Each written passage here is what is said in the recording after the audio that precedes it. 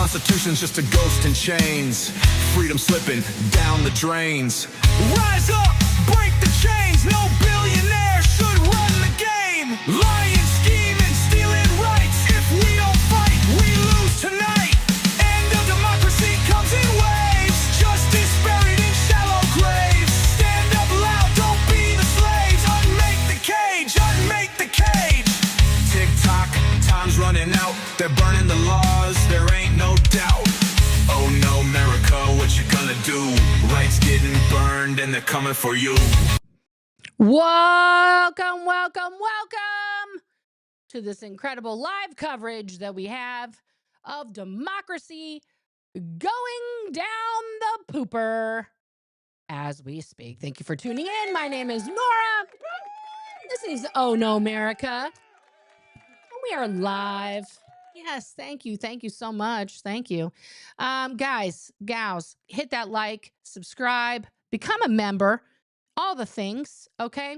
We are waiting very patiently for this to happen. It's still, we've got 12 minutes and 32 seconds until a trumpety bump, until the Cheeto in chief goes live. And yeah, we'll just get the Cheeto. Where's my Cheeto? We're waiting for this guy. We're waiting for that guy. My God. My God. Okay. So, but while we're waiting for the Cheeto to make his appearance, hey, Lauren Quigley, thank you for being here. We've got some other stuff going on around the world. Okay, watch it on my computer then. This is live right now in Colorado. They have been having a rally at the state capitol in Colorado since a few hours ago. Okay, and yeah, it's been pretty rad. Pretty much teachers from around the state showed up in Colorado, showed up and showed out to protest budget cuts to education. MSNBC did cover it. A lot of people are saying, you know, hey, no mainstream media is covering this live. They did. They were there in the crowd. A couple local news stations also had reporters there. But even despite the rally itself being over, the speeches being over, the teachers are still there. And just as a note, shout out to these teachers. Definitely running toward France. Shout out to these teachers who literally, I don't blame it one bit. Made sure that their students were caught up on curriculum and walked out to do this protest. While people are saying, what about the kids? This is going to cause disorder. What about the kids? What about the parents? Listen up. See if you can find it. Listen up, parents. Here's the sitch, okay? We need to be united with these teachers at this time to show that we give a fucking shit about education, because our president is about to hold a presentation, a literal celebration, okay, to do away with the Department of Education. Now, most schools, as we know, are funded individually by individual states. In Colorado, they have been trying to take away other parts of that education budget already. And it is very bad. Their students are woefully behind. Yeah.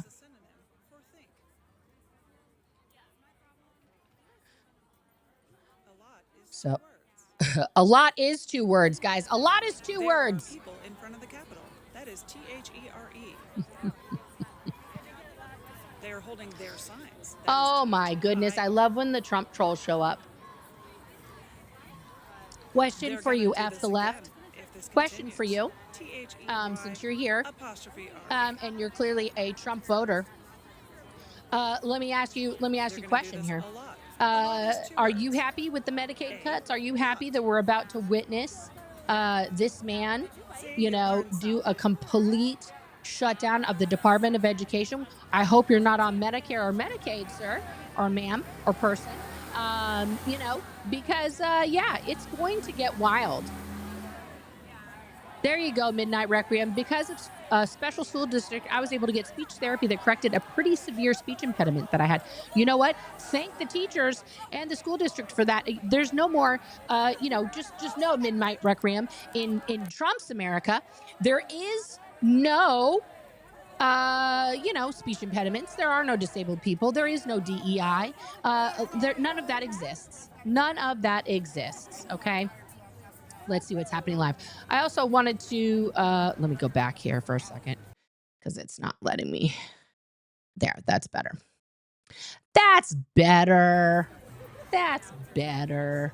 There's a couple other things I wanted to show you. So this, please follow Just Say Duck on the Twitter, on the TikTokies. Okay.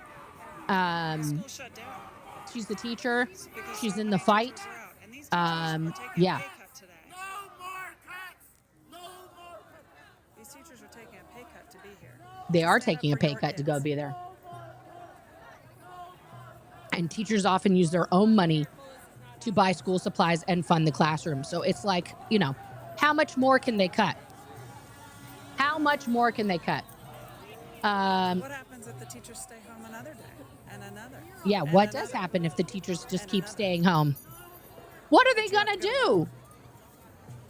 You have to educate your What are kids. they going to do, guys? Good What luck. will the administration do if the Algebra. teachers are like, you know what? Deuces, Zachary, I'm just going to go work at Trader Who's gonna Joe's. educate the Good future luck. doctors, the future lawyer. Good luck The taking architects, care of your children for 8 hours a day.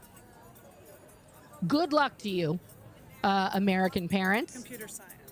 Have fun. We keep Have falling fun further and further teaching behind that. Can they not? Are you, Anna? in leading the world in innovation. You know why? Because we don't invest in our education. Yeah, we can rally every day of the week. The point is to get. Do you think that any administrators are there in that Capitol building on the weekend, Anna? No, they take the weekend off. You're going to get what you pay for. Yeah. Anna, you got to be real, honey. You're disabled and you disagree with DEI, then states you disagree with yourself. already have Like, you need to learn. of You need to learn. You need to learn that DEI includes the disabled people. Okay? As a woman, you should agree with DEI because women are DEI hires. Anna, if you've ever had a job, you probably got bumped up in the list. Well, good for you, Anna. You have the I will patience of definitely not Job. live. Fantastic. And what does your kid do? What does your kid now do? What's your kid's occupation?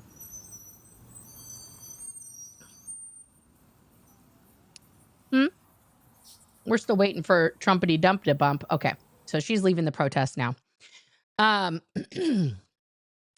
whole minutes, guys. 5 minutes.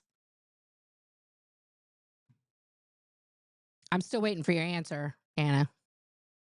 A lot of people are homeschooled.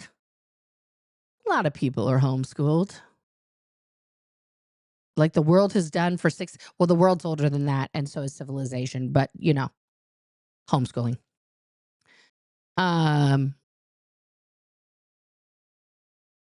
Even though I'm in the UK, I've been trying to listen to a lot of Savage Garden affirmation song to keep spirits up. Lauren, I hear you, honey. It's rough out here. It is rough out here. You have a Master of Science in dietetics. Did you go to a college for that, or were you homeschooled by your mom? And your child's a freshman in college. That's wonderful.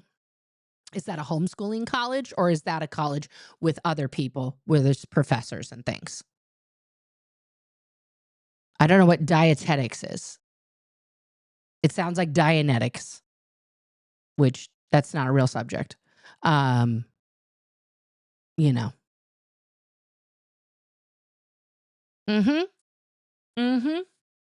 Agreed.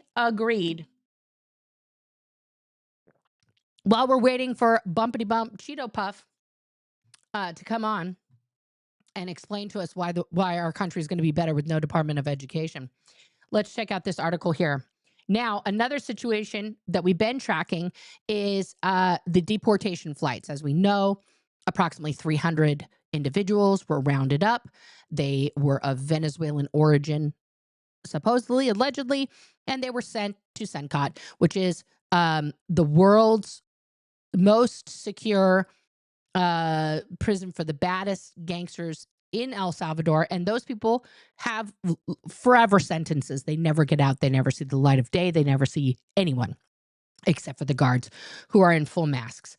So a federal judge Wednesday, a couple days, yesterday, warned of the possibility of consequences after the Justice Department pushed back against his request for more information.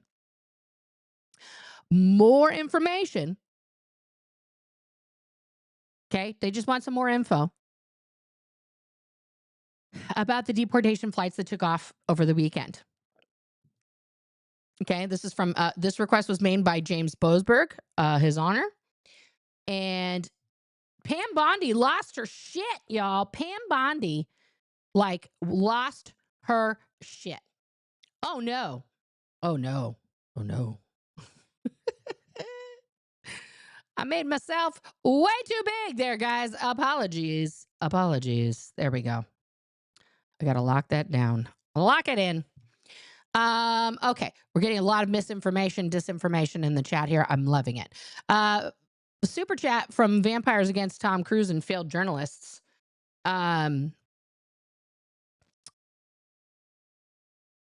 We noticed that Anna has only one passport, said 6,000 years. You know who teaches that the earth is only 6,000 years old? The Bible.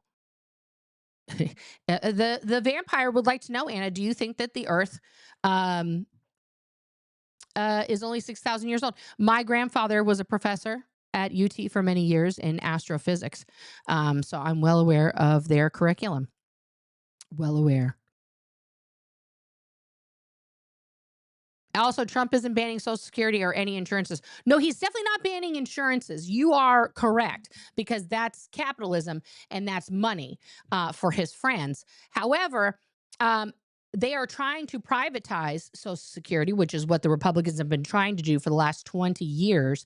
And notice the exact number of fraud and things that they're trying to find just happens to be the same number that is in Social Security right now. Interesting.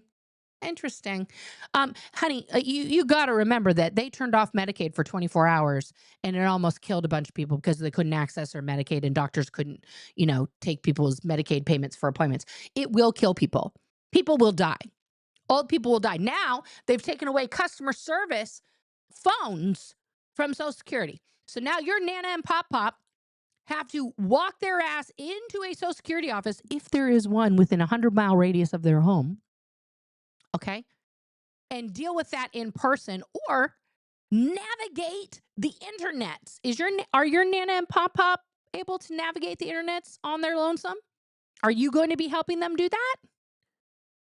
This is like literally where we're at. So let's try and keep up.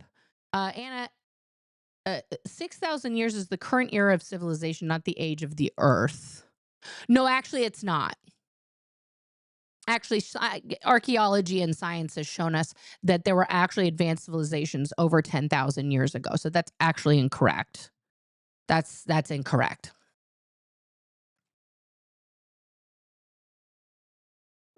Yeah. Come on now. It's supposed to be live. Give me live. Give me live. Of course, Trump is late. There you go. Cajun Juju. I could not get my prescriptions for that 24 hours. That can mean life and death. Okay. So are mine, Anna. Are we having a trauma off? Are we going to have a trauma off, Anna? All my grandparents are dead, and both of my fathers are dead. My biological father and the man who raised me for 33 years, my stepfather. Oh no, dead people. Yeah, and guess what? But Anna, the point is that you got to pay attention. Don't just come in here, okay, and get crankadoodles about stuff and then try and act holier than thou because you homeschooled your kid, okay? No, it does not fall into conspiracy theory, honey. No, no, no. It's archaeology. Archaeology, which is a science, okay? And in that science, they are showing the evidence of humans living, existing, and building advanced, things 10, 20,000 years ago. Okay. Okay, twinsies. Our dads are dead. Okay, wow. So your mom's still alive. Is your mom on Social Security? Because I imagine that means you're about my age, Anna.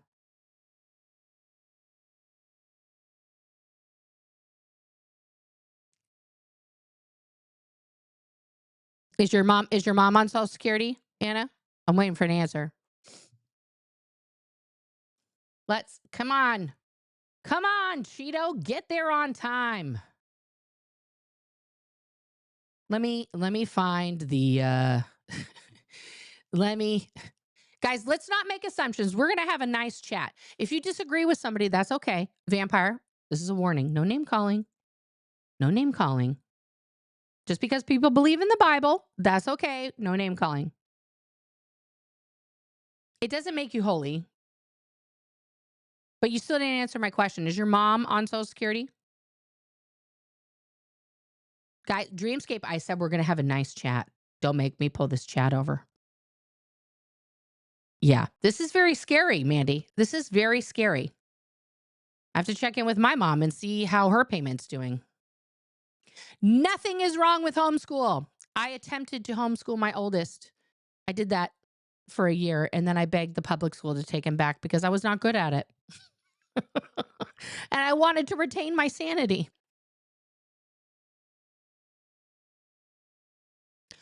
Oh, Jackie C4 is in the house.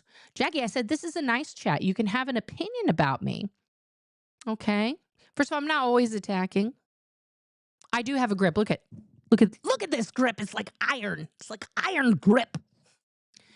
Also, you don't know what manic means. Please look that up. Please look that up. We're also talking politics here, but thank you. Your mother has private insurance, but she is incapacitated. That's still not an answer to my question. Is your mom getting Social Security? Social Security and private insurance are two different things. Two different things. Okay? They're not the same thing. Social Security is what you've paid into for your whole life. Or your mom should be, if she was married to one of your dads at the time of their death, she should be collecting their Social Security. That's the law. That's how that works. Right? That should be her income for right now. So there you go.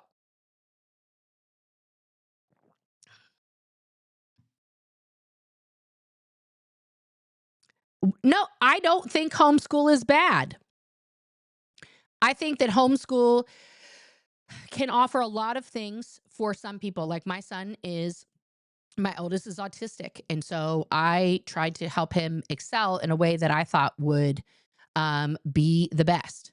Right. And for me, it wasn't, because I didn't have all the tools and resources that special ed teachers have.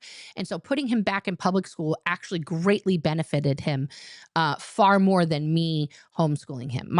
Because of those special ed teachers, because of the effort that they put in and the time they put in speech therapy and all the things, right?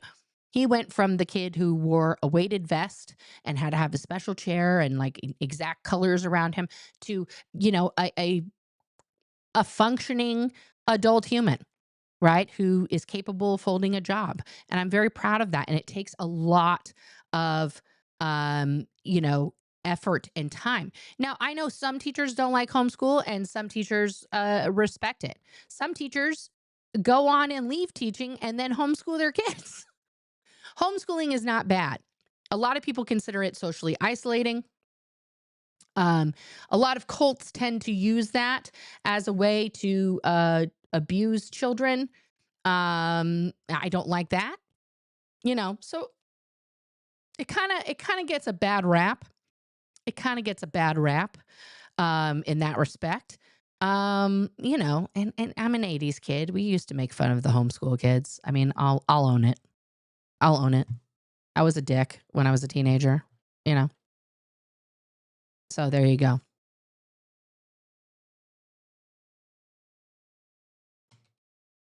But you still didn't answer my question. Yours has iPhone. So does mine, Anna. I understand. And I'm sorry that the school near you doesn't offer those resources that I had for my child. I think every school should offer those resources. I don't know why. You know, that's a budgetary thing. And when we get rid of DEI, that affects people on the spectrum more than you think, because a lot of those people, like our kids, Anna, who will get hired, would be considered a DEI hire, and they are no longer going to be considered that. They will not be given any consideration because they have autism. And so now people can just be like, oh, you're that guy. Okay, next. At least with DEI, you had more companies encouraging that type of hiring. Costco is one of them, right? And it is, I love Costco for that, for saying, you know what, we're going to stand on our principles and we're going to keep hiring a diverse workforce because we believe in diversity, equity, and inclusion. Like, I don't know how those three words, diversity, equity, and inclusion, became like the N word of the Republican Party. Can someone explain that to me? How has diversity killed anyone? How has inclusion ever murdered someone? Okay. Hermes, I receive Social Security, but I work full time and have private insurance. You don't have to pay taxes on Social Security. You've already paid into the system. It's not taxable. So if someone is making you pay taxes on that, they're ripping you off. Social Security is not taxable income. Your other income, because you said you're working, is. So, yeah, I don't own a jet either. I don't know what that means. Are you talking about like Joel Osteen and all these other fucking guys who, you know, are sitting around? Good God, let's go, Cheeto. Okay, while we're waiting for the Cheeto in Chief to begin, I want to introduce you to a creator who is one of the many. Yeah. So if your Social Security is huge, good for you. But yeah.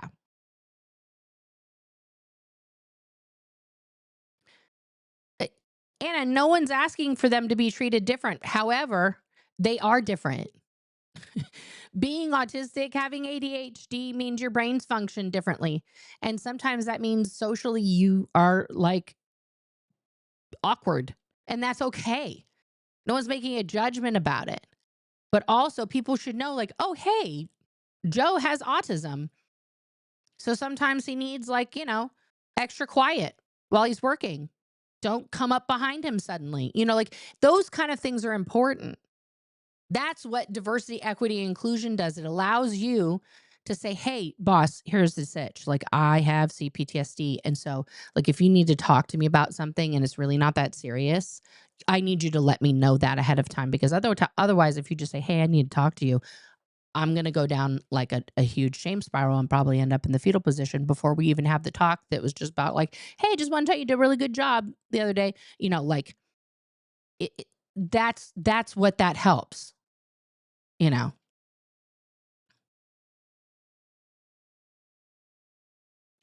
we have compulsory schooling in Sweden, and school is free.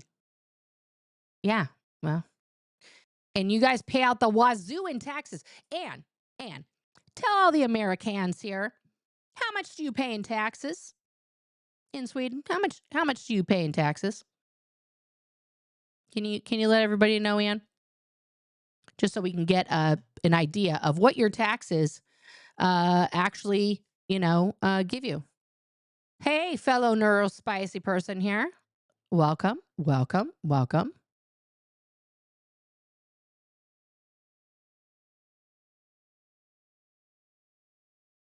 We're still waiting for the bumpity bump, trumpety dump to come on. I keep refreshing the PBS NewsHour page because they're the only ones that are going to be covering this live. It just says waiting. They have something else live on their channel right now. The NTSB is holding a briefing on the anniversary. Oh, shit. Remember this, guys? Remember when that ship crashed into that bridge? The Key Bridge. Killed all those people? And as of October 2024, they still haven't on the Chesapeake Bay Bridge. Had they ran the calculation on the Francis Scott Key Bridge, the MDTA would have been aware that the bridge was almost 30 times greater than the risk threshold AASHTO sets for critical essential bridges. 30 times greater. And almost 15 times greater for Pier 17, which the Dolly struck, as well as Pier 18. What's frustrating is, not only did MDTA fail to conduct the vulnerability assessment on the Key Bridge, they did not provide, nor were they able to provide, the NTSB with the data needed to conduct the assessment. This is insane. Including the characteristics of vessel traffic passing under the bridge. That's how much Vessel Ann pays in transit taxes, speeds, guys. Vessel loading characteristics, waterway and navigable channel geometry, water depths, environmental conditions, bridge geometry, pier protection systems, and ultimate lateral capacity of the bridge piers. We asked them for that data. They didn't have it. We had to develop that data ourselves with the help of our federal partners at the Federal Highway Administration. And I want to take a moment to thank the team at the Federal Highway Administration for all their assistance on this investigation. We conclude in our report that had the MDTA conducted a vulnerability assessment of the Key Bridge based on recent vessel traffic, the MDTA would have been able to proactively identify strategies to reduce the risk of a collapse and loss of lives associated with a vessel collision with the bridge. Like the Key Bridge, other bridges throughout the United States were designed before AASHTO's 1991 guidance. To understand the scope of that risk, we asked the Federal Highway Administration to identify bridges that cross navigable waterways and are used by ocean-going vessels like the Dolly, and gather information about protection devices in place for those bridges, like dolphins, like fender systems. We then narrowed that list based on when the bridge was built, whether it had a vertical clearance of at least 80 feet, and whether it had substructures such as piers in a waterway. Okay. We also evaluated vessel traffic transiting under the bridges. We repeated the same process for bridges owned by the U.S. Army Corps of Engineers. And as a result, we identified 72 bridges in 19 states, managed by 30 bridge owners that were likely not designed and built to AASHTO specifications. Owners of 4 of those bridges performed a recent vulnerability assessment and are either implementing a plan to reduce their bridge's vulnerability. I'm sorry. So 4 out of 72,000 have done something? What the fuck? That have not undergone a vulnerability assessment based on recent vessel traffic have an unknown level of risk of collapse from a vessel collision. What? Which is why we're recommending that those 30 bridge owners take action now. Frankly, we've been sounding the alarm on this since the tragedy occurred. And Guys, how is this possible that this has been legal, that these people who own these bridges have done nothing? Where are these bridges? Are they in Portland? I mean, like, 30 bridge owners who will receive our urgent recommendation Is the Golden Gate one of these bridges that is like on it? What bridges? Caltrans, the Golden Gate Bridge Highway and Transportation District. Okay. The U.S. Army Corps of Engineers, the Florida Department of Transportation, the Georgia Department of Transportation, Skyway Concession Company, LLC, the Louisiana Department of Transportation and Development, the New Orleans Public Belt Railroad, the Maryland Transportation Authority. She's calling everybody out. The Massachusetts Department of Transportation, the Mackinac Bridge Authority, the New Hampshire Department of Transportation, the Delaware River Port Authority. Come on, the New Jersey Turnpike Authority. Yeah.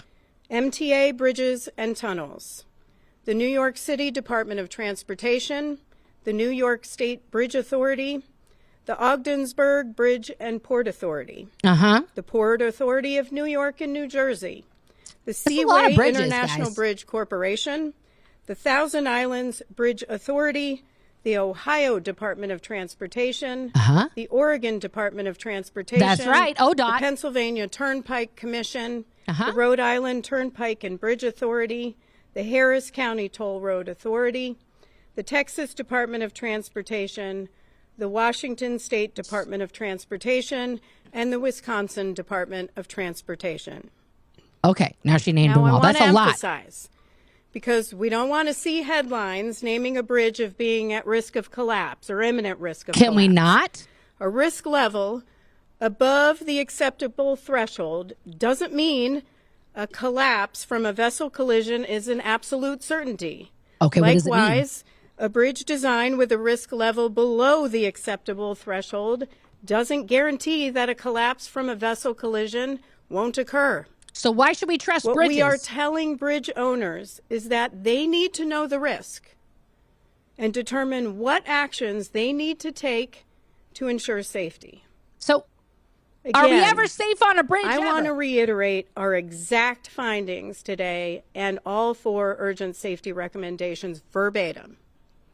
For finding number 1, here we go. Had the Maryland Transportation Authority conducted a vulnerability assessment of the Francis Scott Key Bridge based on recent vessel traffic, as recommended by the 1991 and 2009 American Association of State Highway and Transportation Officials Guide Specifications, the MDTA would have been aware that this critical essential bridge was above the AASHTO threshold of risk for catastrophic collapse from a vessel collision when the Dolly collision occurred.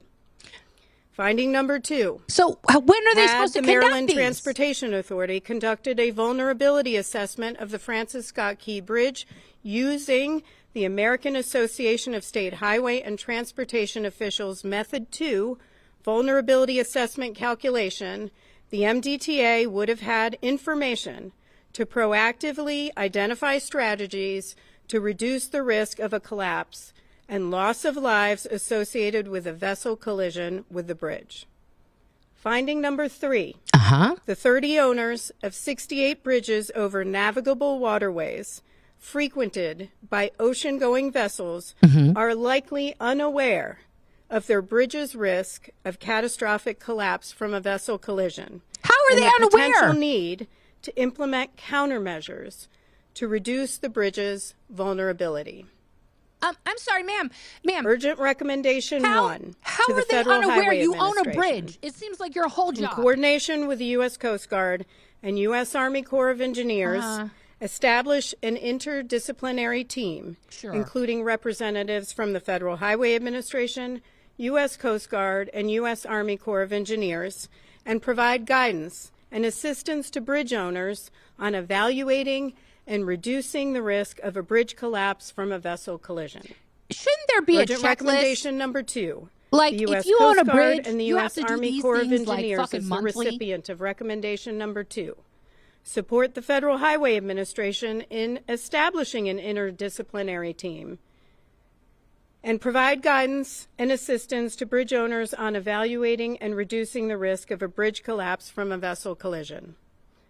Urgent recommendation number 3 to the 30 bridge owners.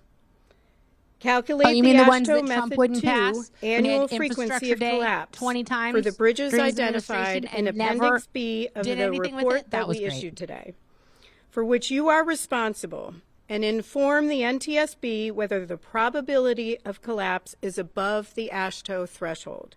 If the calculations that you performed in response to the safety recommendation indicate that a bridge has an annual frequency of collapse greater than the AASHTO threshold, develop and implement a comprehensive risk reduction plan that includes, at a minimum, Who gets guidance these and reports? assistance from the Federal Highway Administration, U.S. Coast We Guard, have 12 and bridges U.S. here. Army Corps of 12. Engineers interdisciplinary Portland team. is called Bridgetown. And the fourth recommendations, develop short and long-term strategies to reduce the probability of a potential bridge collapse from a vessel collision. She's not good at reading her scripted stuff. Now, a few things about the Is it gonna go status of the live? investigation itself. We're releasing Help me, Rhonda, over go 1,000 pages of investigative material in the public docket today, including our bridge factual report and some interviews. Next week, we intend to release the hazardous materials, meteorological, and survival factors factual reports, as well as should be a the study NTSB. conducted by our I mean, I Office don't of know. Research and Or the Engineering Transportation on vessel Department size in California. increases and associated safety risk. In the next few weeks, we intend to publicly release the voyage data recorder audio transcripts and associated data. We're still finalizing the engineering, nautical operations, and anchorage factual reports. We'll then begin working on our analysis and developing our findings. I don't understand why it our takes so probable long cause, to make and our a safety fucking recommendations report. with a final report Like, it's released this fall. 2025. Now, You with can that, I will fucking take some record questions. on your Please phone raise and your then, like, hand. make I'll the call report. on you. Please state your name and your affiliation. Say your name. I'm with Fox 45 out of Baltimore. So I know you've said that the MDTA did not provide or not calculate these risk assessments on the Key Bridge. The Dolly was a sizable cargo ship. So had the MDTA conducted this assessment, could they have put measures in place you believe could have prevented this collapse? And if so, what types of measures would those have been?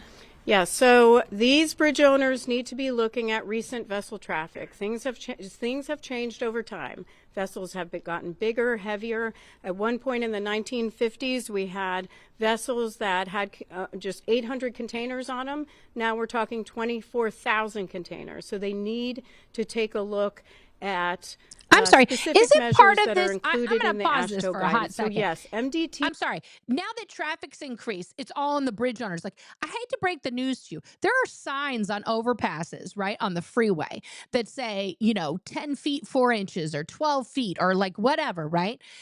And so truckers, they have to know, hot dog, I got to go around. I got to take a different route because that overpass, that ain't going to fit my truck.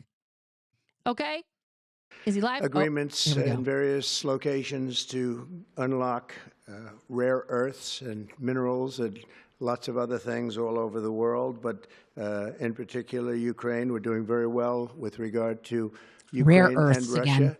And one of the things we are doing is signing a deal very shortly with respect to rare earths with Ukraine, which they have tremendous value in rare earth, and we appreciate that. Oh my God. Stop And saying we, rare earth. spoke It's not a yesterday thing. with, as you know, President Putin and President Zelensky, and we would love to see that come to an end, and I think we're doing pretty well in that regard. So hopefully we could save thousands of people a week from dying. That's what it's all about. They're dying. He's mad because he's not so golfing right now. unnecessarily, and I believe And yes, we'll get people it are done. dying in We'll see what Ukraine, and it's happens. awful. But I believe we'll get it done.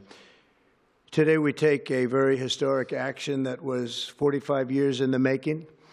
In a few moments, I will sign an executive order to begin eliminating the Federal Department of Education once and for all.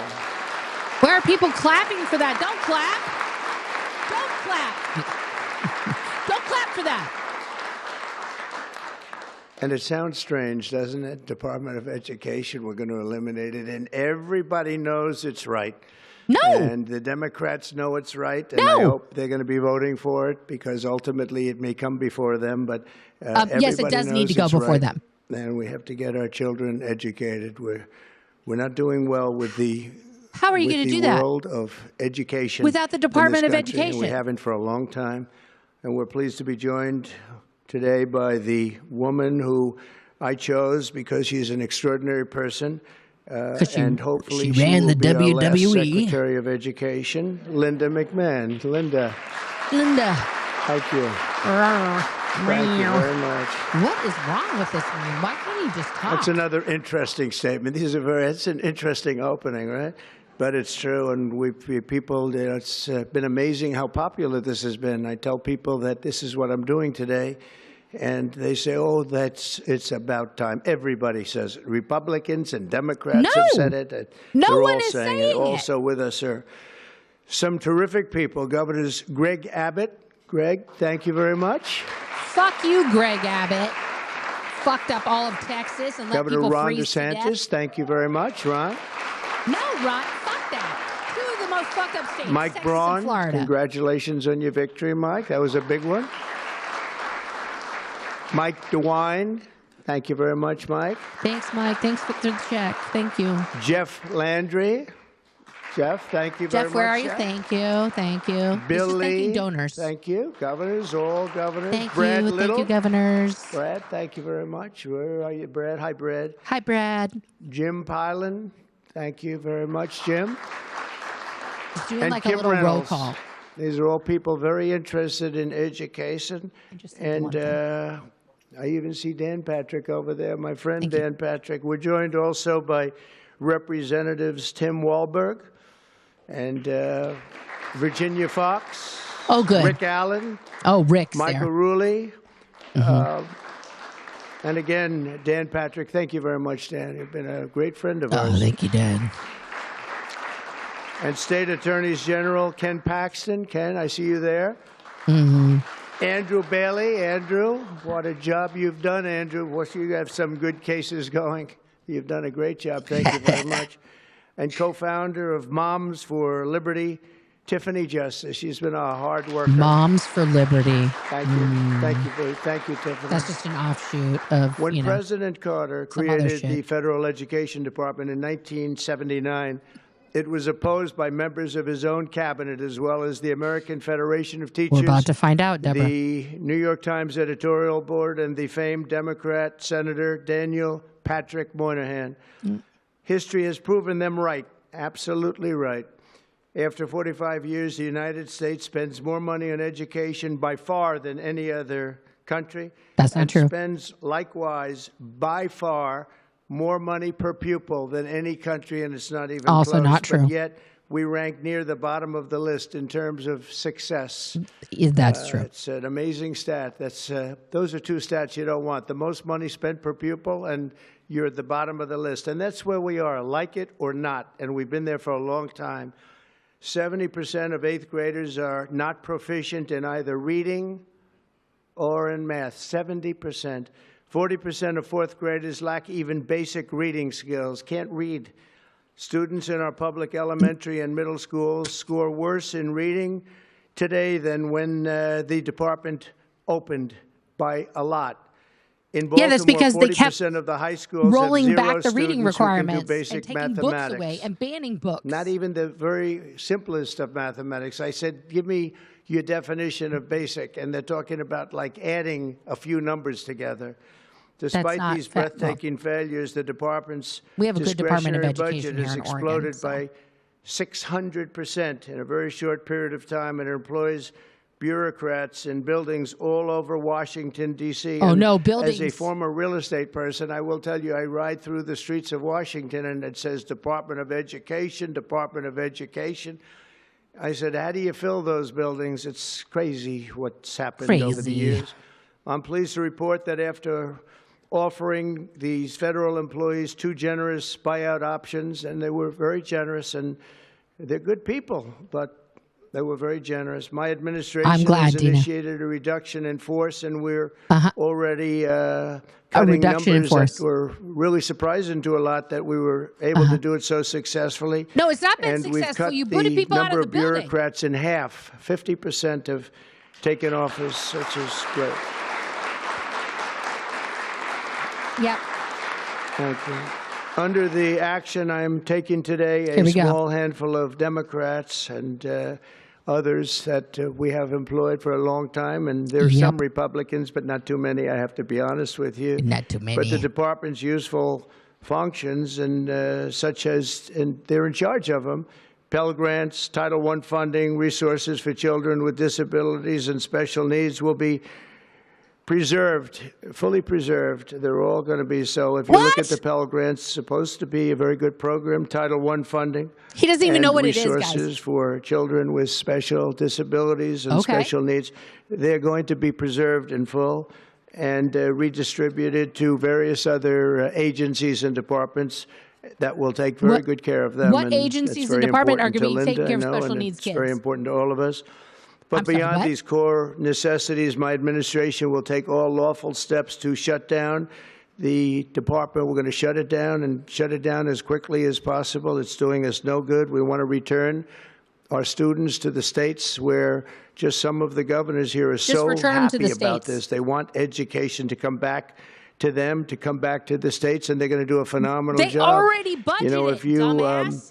look, Denmark, Norway, Sweden, I have to tell you, I give them a lot of credit. China's top 10.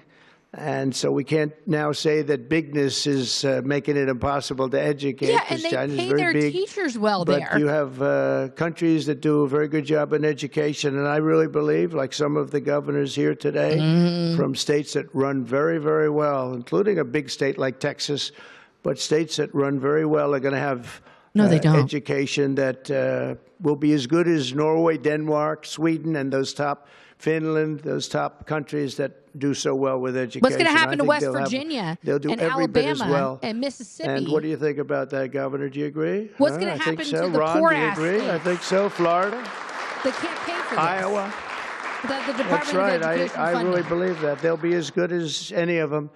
And then you'll have some laggards, and we'll work with them. And we can all tell you who the laggards will be right now, probably. Oh, but okay, go let's for it. not get into that. Go, name names. But we'll work with them, and we're going to make them, they'll do a job. I think they'll do a job, and they'll go to sections of the state. For instance, New York, you'll have a Manhattan, and you'll have a Suffolk County, and you'll have Nassau County, and you'll have Westchester County. You'll do 4 or 5 or 6 of them. You have upstate New York, and those counties, I think, are going to do very well. And So I think now, ultimately not only is it going Manhattan back to should the do states, very it's well, going to but hold we'll individual break it down into counties sections, and accountable I for think the it'll be funding for the really, schools. really good, and they're going to be probably the tougher ones, but I think they have a chance to do really well.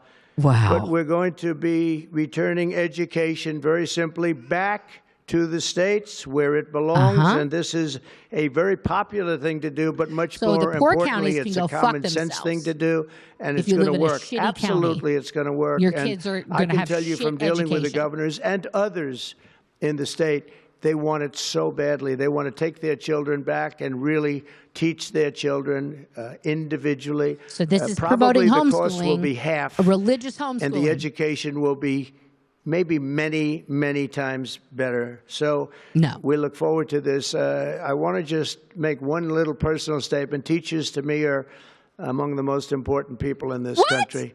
And we're going to take care of our teachers. How? And I don't care if they're in the union or not in the union. How That are you doesn't taking matter. care of them? What, are you going to increase But their we're going pay? to take care of our teachers. How? And I believe How?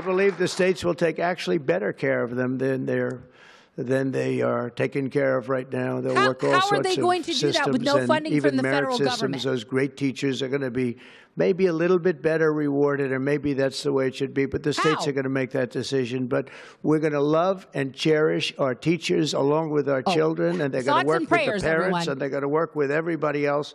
And it's going to be an amazing thing to watch, and it's really going to be something special. And Linda, you're presiding over something that's so sorry, important, Nancy. and you're going to do a fantastic job, just like you have your whole life. I know your whole life. Right? I've been Fuck watching that. you. I've been watching you for a long time. She's had nothing but success. So it's She's had nothing tremendous but to have success you, except and for her husband, hopefully who's you a won't be serial there too long. But rapist. we're going to find something else for Was you, Linda. convicted Okay. of fraud So and other things. this Totally will nothing but success, conclude guys. what we are talking about with respect to our most cherished group of people, and that's our children. We want to have our children well educated. thought I'd say that either, We want Cher. them to love going to school. We have examples of it. Look at those beautiful, bright-eyed faces. Yep. Those Look they at are these, so look at these smart. props I've got here. They're so smart. Look at And these prop children. with that, I'm going to come down and we're going to sign Oh, a good. very important document, Here he and we're goes. going to be on our way. People have Serial wanted to killer do this Sharpie. for many, many years, for many, many decades.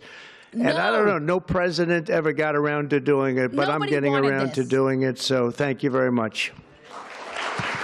Nobody wanted this, you psychopath. Look at these prop children. I feel sorry for these children. But is that a child? That guy looks like he's 25. He's probably 18. These kids with the mustaches get me every time. Look at these kids. Oh, good. We had to have a Jewish kid. Make sure they wear the yarmulke. Because Trump wouldn't know he was Jewish unless he had a yarmulke on. We've got to make sure we're all represented here. These kids, are these the kids that go to the private DC school? The private DC school? Oh, look, they all get their own little version. They're all going to sign it together. I said, let's use that same pen. I don't know, is anybody superstitious? Ron, are you superstitious? Let's use that same pen.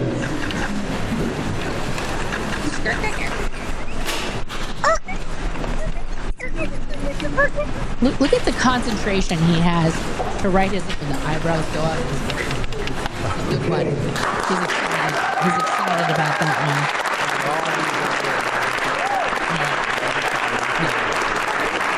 So excited.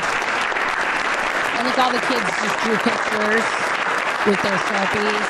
I hope somebody wrote "fuck Trump" on there and they get a picture of that. That would be amazing.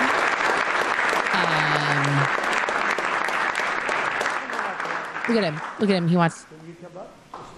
He's just going to encourage this tiny child to come up here. Come close to me. Come close to me. Oh, it's Linda McMahon. Come up and hold this. Look at. There she is. She's the head of a department that doesn't exist. How do you have a job when you just eliminated the department you're in charge of? How does that work, then? How does that work? So she's the head of the Department of Education. There is no more Department of Education. Thanks, Linda. Is she still going to get a paycheck? Does she still have a job? What is... Oh, now we're going to play some music.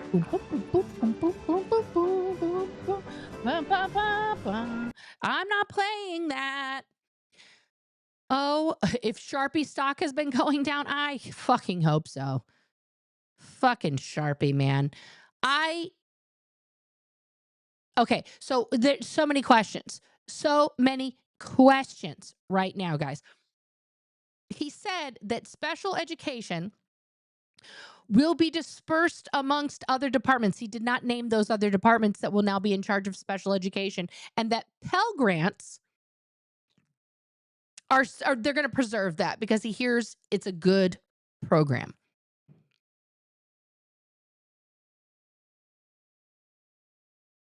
So, what? What? Oh my God, what just happened? What just happened? Okay, again, I'm going to show you this. Let's talk about what's actually going on with employees. Okay. This creator, this is Sarah Birchtree, and let's go on her journey with her. She's a federal employee. Here's what's happened to her. Hello, welcome to day one as a disgruntled former federal employee who was illegally terminated on their probationary period. I started out my day going to the gym and then hopping on the computer with a really gross supplement that I had to get rid of. We then went to the dog park, which was my dog's favorite part of the day, as seen by how much she liked to get in the mud, and some expressions from me saying how happy I was not about that. So then she went and got her first shower. It was a little traumatic for both of us, but we have a clean dog and a clean Doodles house. do not like to be Followed by showered. making a salad. salad, you have to massage your kale with some. Okay. Day 2. Hello, welcome to day 2 of unemployment, folks. We started out our day with our supplements. So here she goes into, like every day is another day. Day 4. Welcome to day 4 of unemployment as a disgruntled former federal. So she's not going to get unemployment in Oregon because I don't have a long enough pay history here. She moved from Colorado to Oregon for her dream job. She was already employed by the federal government. And now she can't get unemployment. I'm really most likely not going to move back into my truck, but I love projects. She was making a camper truck to live in, guys. Okay? Like, what the fuck? Right? Okay? Day 5 of unemployment. Day 5, she's working on her truck, okay? She was terminated from a position that she moved across the country for and held for just 1 month. It was a federal position as a scientist. She is a scientist. A scientist. Early estimates suggest that 20,000 other newer federal employees received almost the exact same termination letter that I did. Names and titles changed. Okay? So she's out here in Oregon now. It's the freaking. Right? She'll be unemployed. But it's the weekend and she's got worked 9 to 5 schedule for the past 5 years, right? So she's working on a Saturday. She's making this camper truck. Okay? She's documenting all of the different things that have happened to her since she was illegally fired from her job. Right? It is insane to me that we have 20,000 people like her who were fired for no reason. Okay? This was... Hi, my name's Sarah. I have no idea if I'm employed or not, but I do know that I need to change a spark plug, so I'm going to do that. Okay, so this is what dusty mess we got going on in here. See, so she changed her own spark plug. It's pretty rad. Go give her a follow. Show her some love. She also provided this, which is an amazing resource. We're going to click on this link here. Okay. In this is a bunch of tabs, as you guys can see down here, for resources for illegally terminated federal probationary employees. Okay. Emergency health resources, community resources, financial resources, appeals, where to go to appeal, protests. Okay. So I'm going to post this link. I'm going to grab it from her Instagram again. And we're going to put that in here. And please spread the word. Spread the word. Spread the word.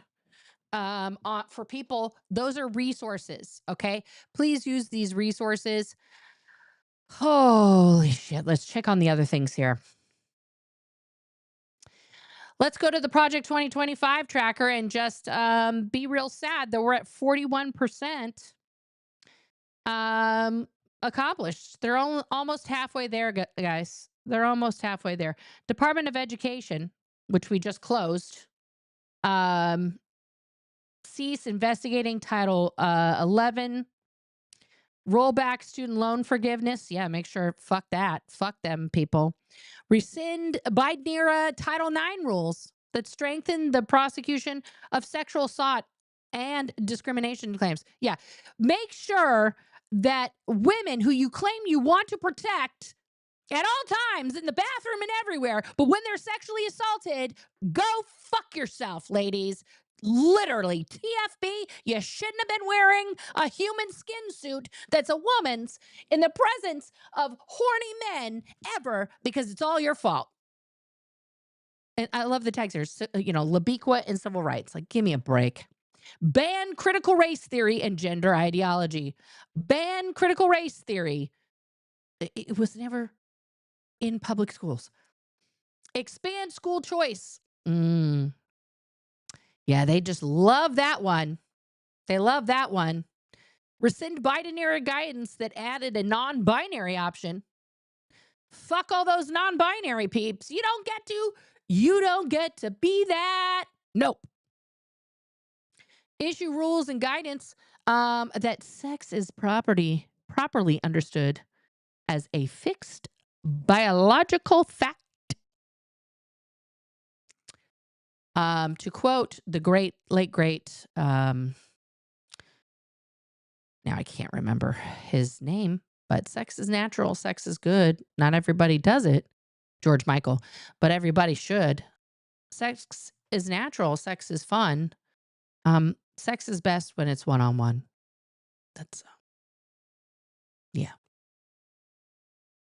Abandon the definition, a redefinition of sex to sexual orientation and gender identity in Title IX.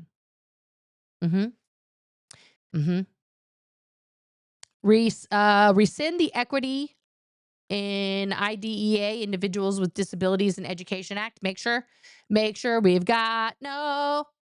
Now, he just said he was preserving that. Cut off federal funds. Transition Title I funding to no strings block grants and eventually phase out the program entirely.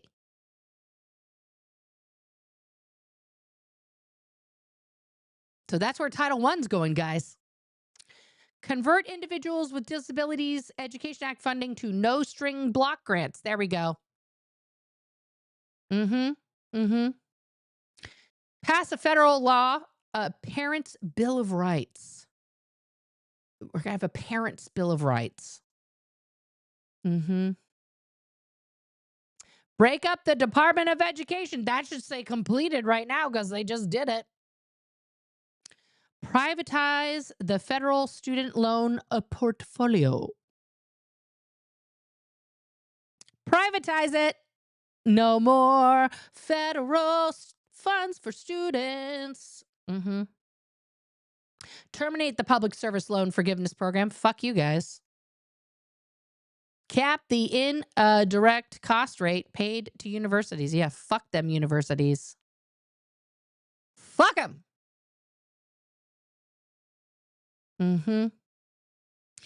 All this stuff is getting rid of low to middle income school assistants. Eliminate the Gear Up program. I mean, like, how are low and middle income schools supposed to do anything?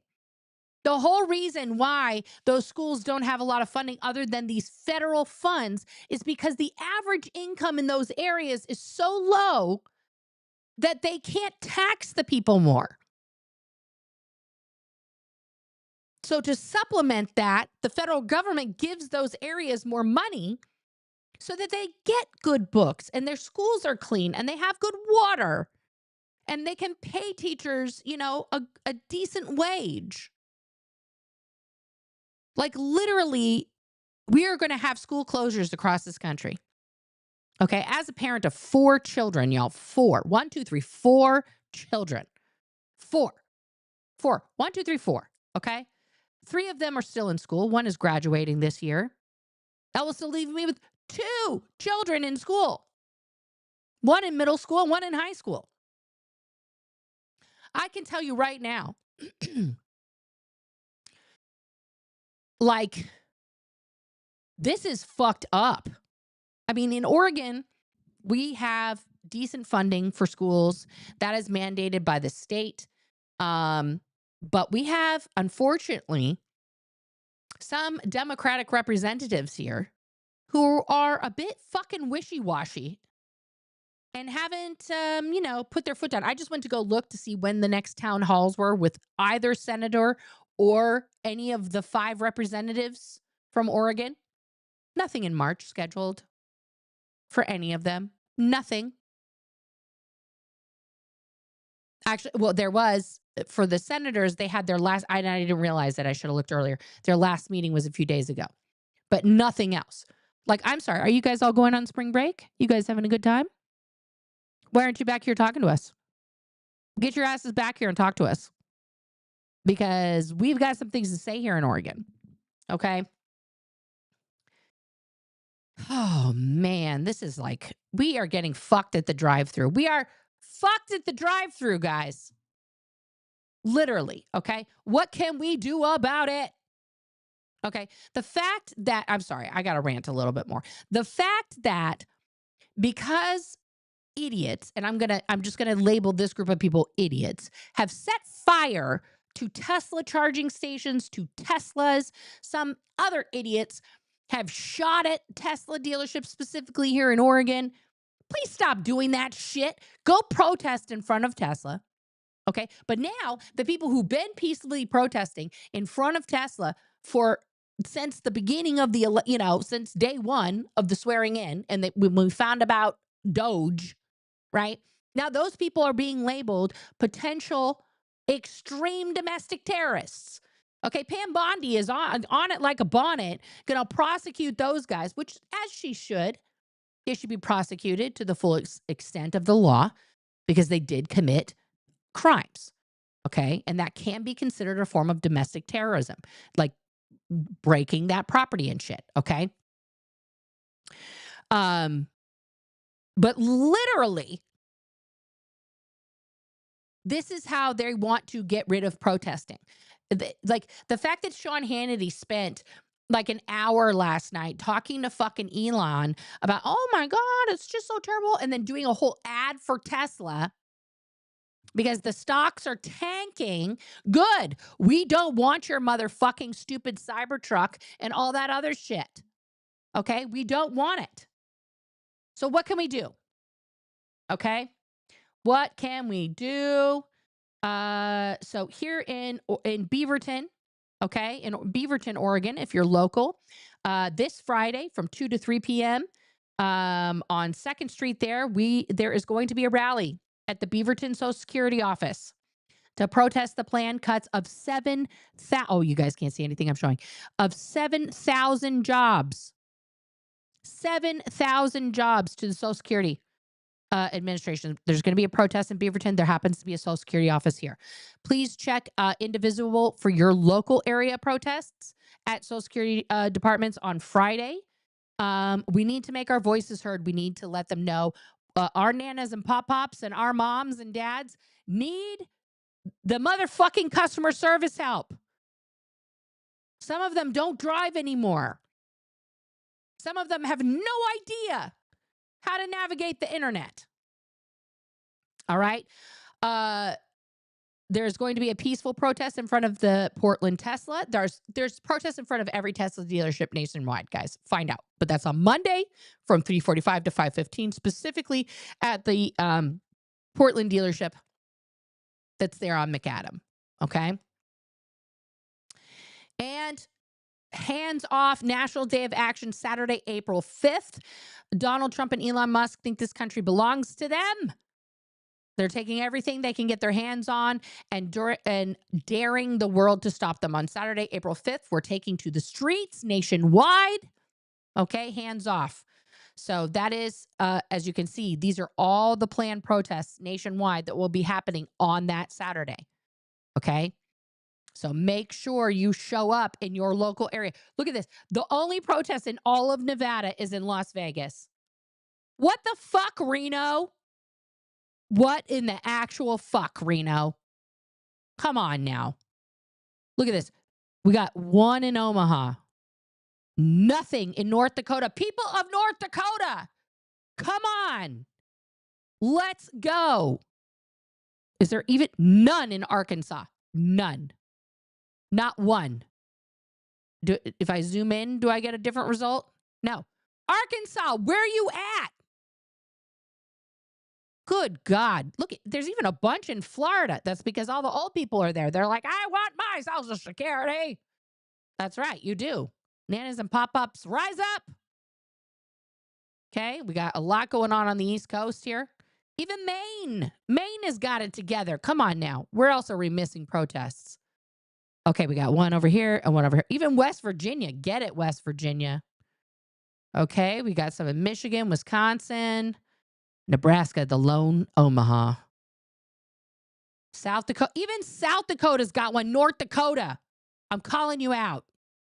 South Dakota's showing up a little bit here. We got a couple in Kansas. Oklahoma. What the fuck? Come on, Oklahoma.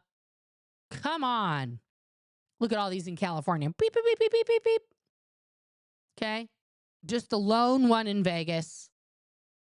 Even Idaho. Idaho's showing up, man. Idaho's pissed. Okay. In Oregon here, we got a lot. We got one in Medford. We got one on the coast. Fantastic. Corvallis, of course, that's where OSU is. We don't even have what Eugene. How dare you, Oregon? How dare you, University of Oregon, not show up? Come on, Nike Town. We've got some here for my peeps in Oregon. Okay. There's a couple in Portland, one out in Tillamook. Where's the ones in Portland going on? Where is happening? It won't let me zoom in anymore. It won't let me zoom in anymore. But yeah, find your protest, okay? Find your protest for April 5th. Show up. Show up so that we can make this stop. Okay? So go to indivisible.org. Okay? And let me just get their regular site here, okay? I don't have a login.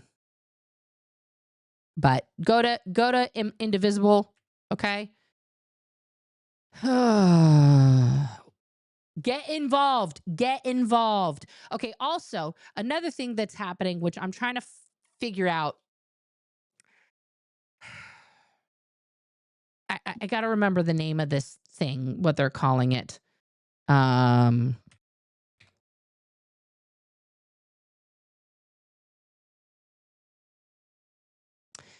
So Bernie Sanders has been going out. Oh, he's live. Let's put up Grandpa Bernie.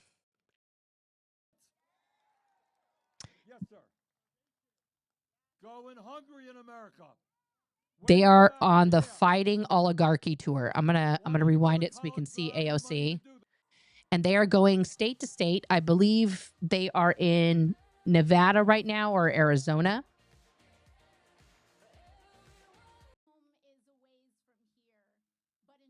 Somebody turn on Alexandria's microphone. It's not on. That's not me. Nope, that's the wrong one, Nora. Alex, your microphone's still not on, honey. There we go. It's coming in now. How you're gonna get here, and it's not easy. It's still not on. Someone should fix. She's saying all the. Wait until the. Okay. Thank you, people in the back. Thank you for helping me. Is that good? All right. Thank you. And I have to tell you, thank you, Nevada, because there's so. Yeah, they're in more Las people Vegas. Here than we even anticipated. We are at capacity today. This is the Fight Oligarchy tour. How many of you, how many of you here, is this your first political rally? Let's give them a big round of applause. Thank you all so much for getting in the game. And I want to thank, who here is also getting in the game after not being as involved in politics, not knowing so much, who feel called and compelled? Thank you. Welcome. And I want to be the first to say, I don't care who you voted for in the past. You may have voted for Donald Trump in the past. You may have voted for Kamala Harris in the past. Some Trump voters there, guys. In the past. But I want you to know that, but you are here, regardless of all of that. You are here today. And I want to thank you for that. In fact, we're all here together because we share in the frustration and the heartache that comes from We watching really need better audio on this. actively tear down or refuse to fight for everyday working Americans like us. Mm-hmm. And we are here together because an extreme concentration of power and corruption is taking over this country like never before. Mm-hmm. But we are also here today because we know that a better world is possible. But to get there, we need to be honest about where we are, because we are witnessing an oligarchy in America. Yes, we are. And that is when those with the most economic, political, and technological power destroy the public good to enrich themselves while millions of Americans pay the price. Yep. And we are at a point where the wealthiest people in the world, like Elon Musk, and all the Republicans enabling him, are turning to loot what is left of Medicaid, Medicare, and Social Security to bankroll even deeper tax cuts and sweetheart contracts for themselves. Yeah, it's only coming in one of my earphones too. This audio is fucked up. And our political system right now is ill-prepared. Hopefully they for this fix it. abuse of power. In fact, our political system enables it, starting with the money in politics. But I am here to remind you that we are not powerless in this moment. People are starting to put the pieces together. And ironically, the most divisive forces in our country are actually starting to bring more of us together. Did nobody do a mic check? Because the billionaire and the elite class derives their power from dividing working people apart along lines of left or right, race and gender, creed and culture. They will throw every label and judgment and cultural debate at us in the book to keep us distracted and from realizing that the only division that is truly hurting our country the most is the endless greed by those at the very, very top at the cost of everyone else. This is very true. That's why it has always been up to us, the working class of America. Our power comes from remaining focused, together, and building a movement where there is a place for everyone. For all the big talk that Republicans and the Trump administration like to flap about. Let me see if somebody else has it live right now. Carefully. Every once in a while, they let the mask slip about what they actually. We are the only major nation on earth that does not guarantee health care to all people as a human right.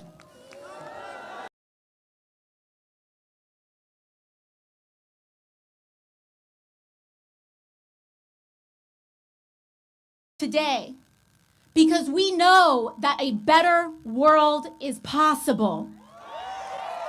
But to get there, we need to be honest about where we are, because we are witnessing an oligarchy in America.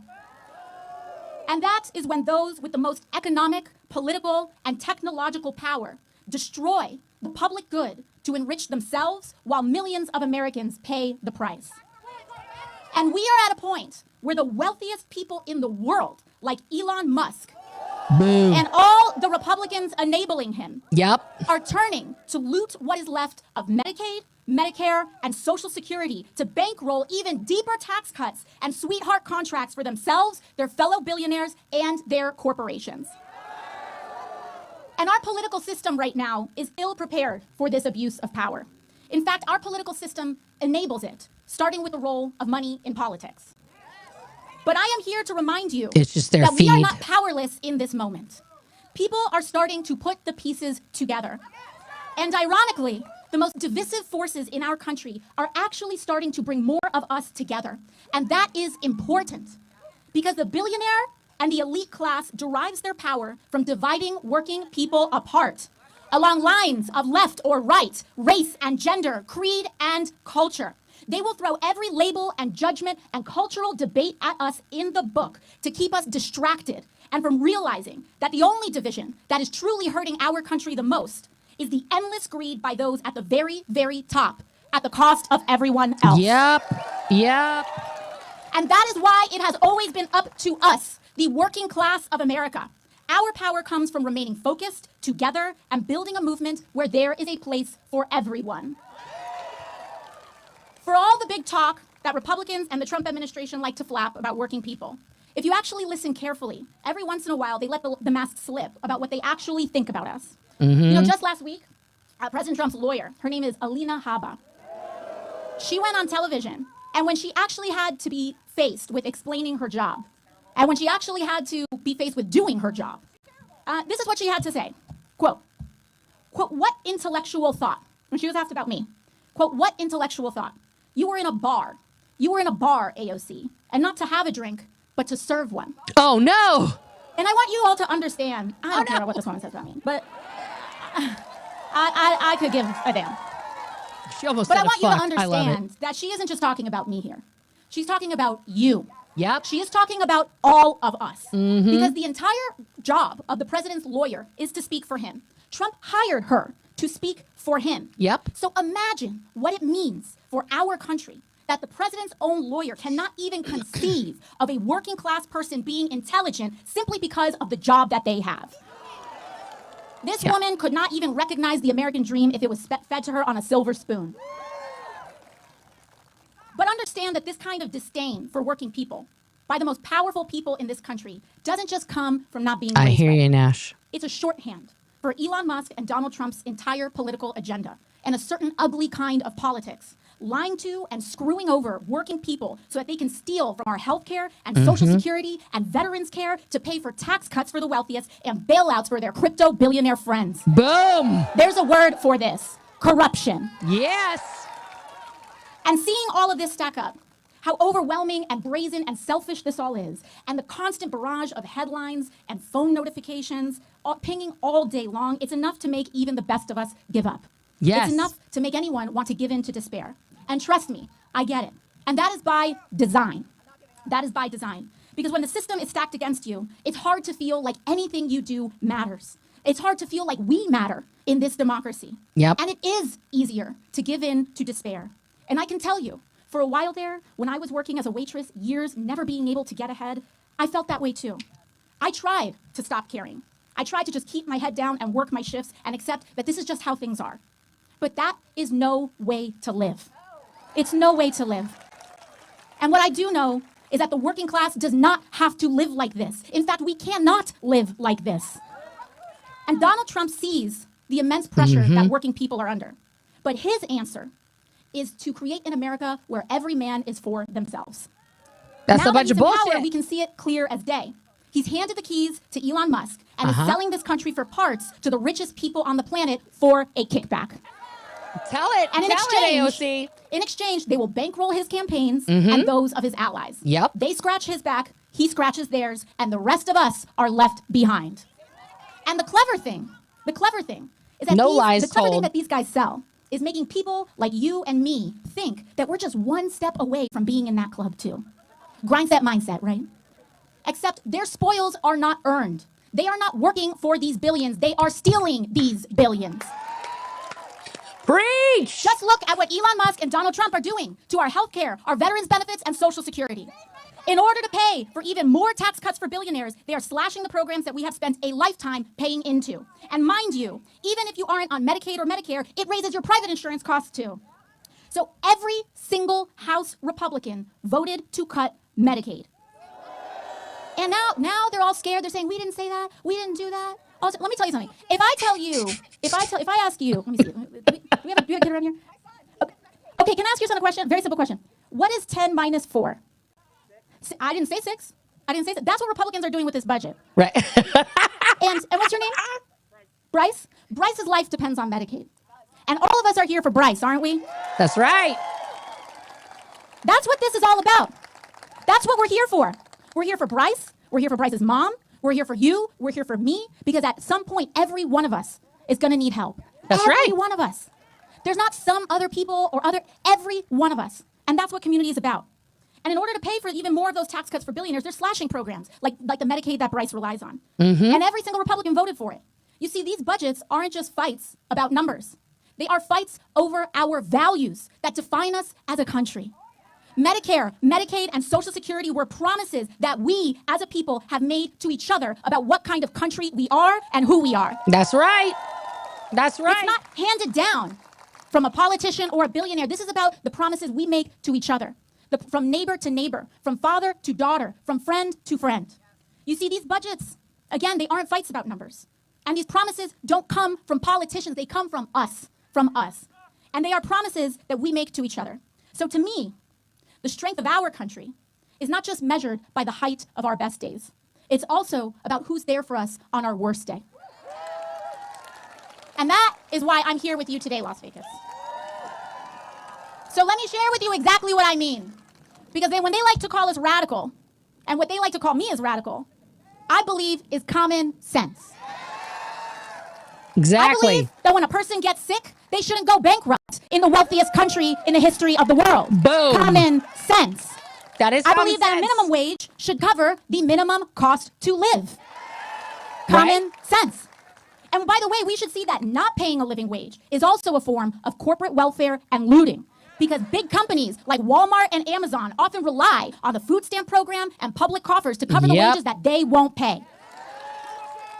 Yep. I believe that homes are not slot machines for investors and Wall Street. Correct. To extort working families out of every last dollar that they have. A home is sacred. And when your landlord jacks up your rent by half overnight, or housing prices skyrocket because Wall Street treats our housing market like a casino, Yep. your government should fight for your ability to keep an affordable roof over your head.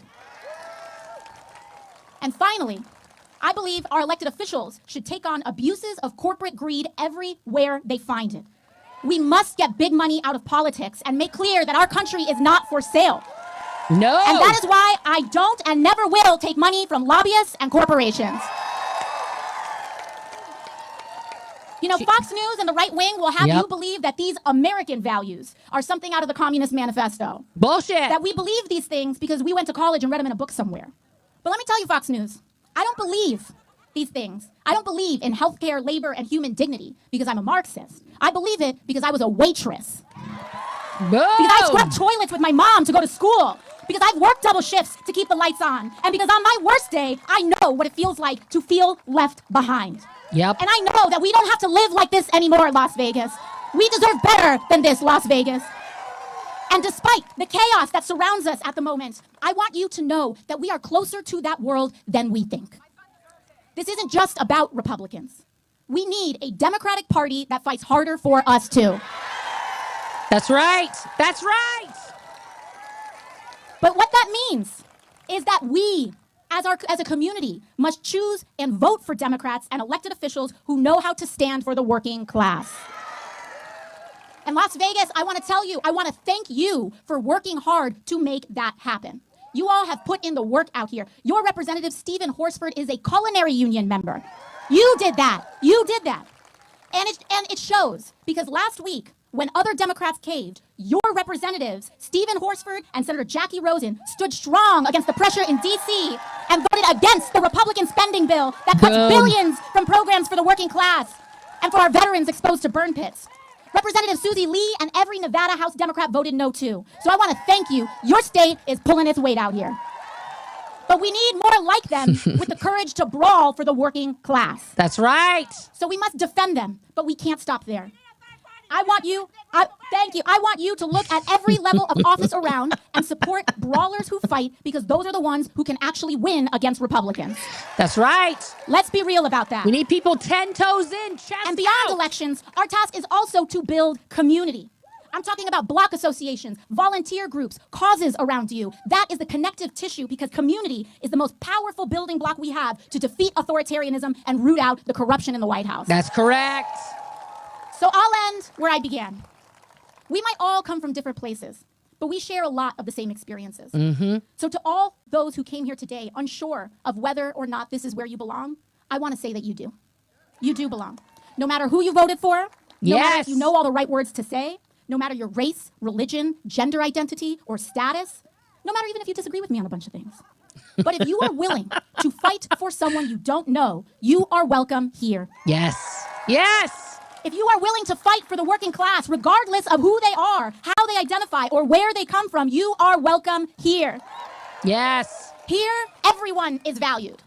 But I will say this. Those leaders on either side of the aisle who are willing to put their fellow Americans down so that they can get ahead or feel better about themselves, they may best find a home somewhere else. Because in this house, we stand together. Because here we know that together without exception is the only way that we can win. So no matter how you identify or what you believe, especially out here, if you're a trans kid or a family of a trans kid, an LGBT family, we can't throw you under the bus in order to win. In fact, we can't win without you.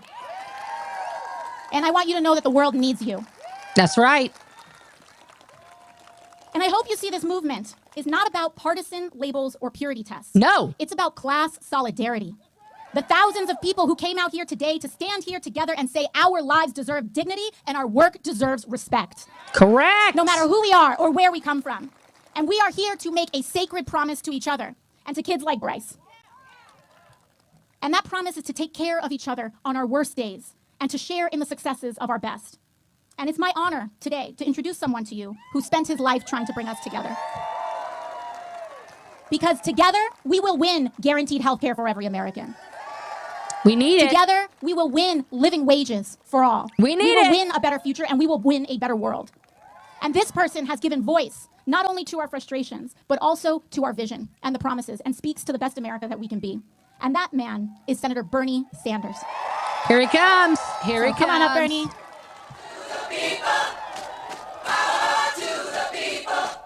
I have to mute that because I don't have the copyright for that song. Bernie Sanders, the 1% of the 1% of the 1%.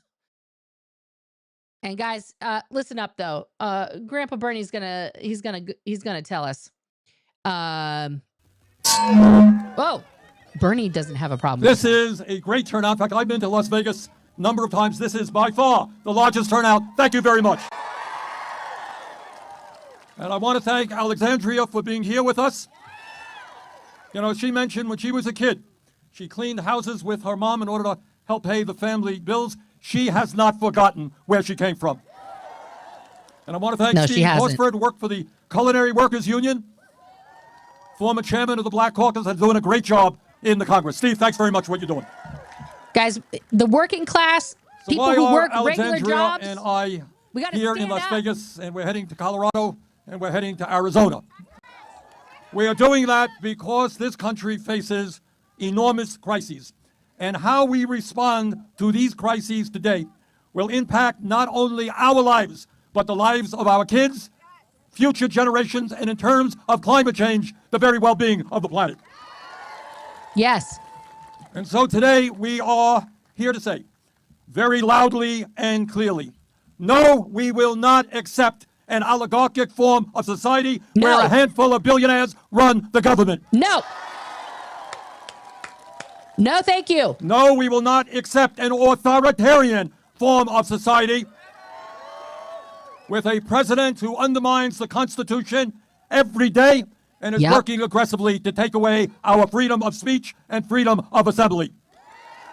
Fuck that shit. No, we will not accept a society of massive economic inequalities where the very rich are becoming much richer while working families across the country struggle to put food on the table.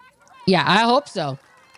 And what we're saying today as clearly as we can, that in the richest country in the history of the world, we demand and will achieve an economy and a government that works for all of us, not just the 1%. Thank you, all peoples. It seems to me that before we can effectively determine the best way forward, it's important to do what is very rarely done in Congress or in the corporate media. And that is to have a frank discussion about the economic and political realities facing our country. So let's do something really radical. You ready? Okay. Let's tell the truth. Hey-o!